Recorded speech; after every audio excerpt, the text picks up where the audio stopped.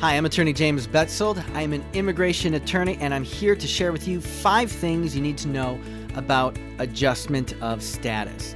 Now, adjustment of status is the term that legal professionals and the government uses when describing someone who wants to go from being a non-U.S. legal permanent resident to a U.S. legal permanent resident.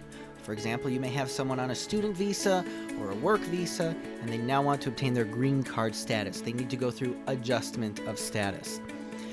The second thing you need to know is it's only available to certain individuals. It's not available to everyone. So if somebody enters without admission, without permission, they typically cannot adjust their status. But if they meet certain requirements of certain programs, that may be a possibility. Let's talk about those now. If somebody filed an I-130 petition for them and this person most recently entered the U.S. legally and they have no other major grounds of inadmissibility, they may be able to adjust status.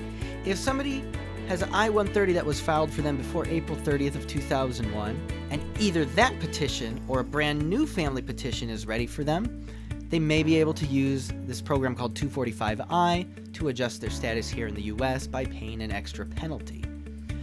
Another example of someone in this situation is if they obtain status through a program called VAWA, the Violence Against Women's Act, and they want to now have their green card based on that. You can adjust status here in the United States for that.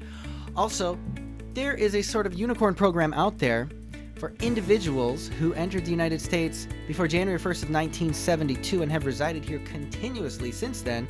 This program is known as registry. Those individuals can file for adjustment of status. It's a very good program. If that describes you and you've been in the U.S. since January 1st of 1972 and you've lived here continually, now you may have taken trips out briefly, but you must have returned and you're still here, let's talk about that because that's a great program. All right, the third thing you need to know about adjustment of status is there will be a medical exam. At the medical exam, they are going to ask you questions about drug and alcohol use. They're going to check to make sure that you don't have any contagious diseases. Even though you're already in the U.S., they're going to check for it anyway. It's part of the statute. And you just need to be prepared for that. You can either bring that with you to your interview or you can submit it beforehand.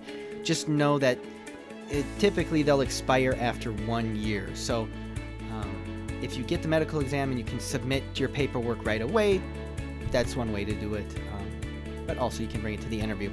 All right, thing number 4, there is going to be an interview for your adjustment of status.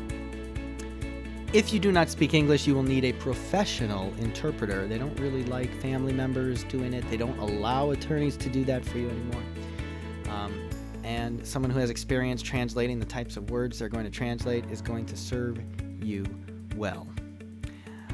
Make sure at your interview that you are honest.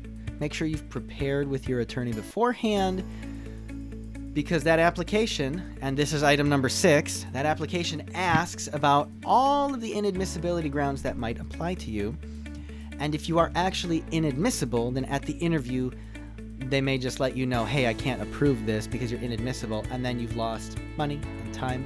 And what's worse is they can then say, we're going to send you to immigration court, where you will need to fight an active process that the government will take to try and deport you. So, in summary, remember, the name of the process just describes getting a green card in the U.S. This is filed on Form I-485. It's only available to certain persons in the U.S. You will have to go through a medical exam. There will be an interview. And the government is going to review with you in person all of the inadmissibility grounds, so make sure you're actually admissible to the United States before you file this. I'm attorney James Betzold. If you have any questions about immigration, please reach out to me at my practice, www.betzoldlaw.com. We do online appointments, we do video chat appointments, and also in-office appointments in our offices in Grand Rapids and Holland, Michigan. Thank you and have a great day.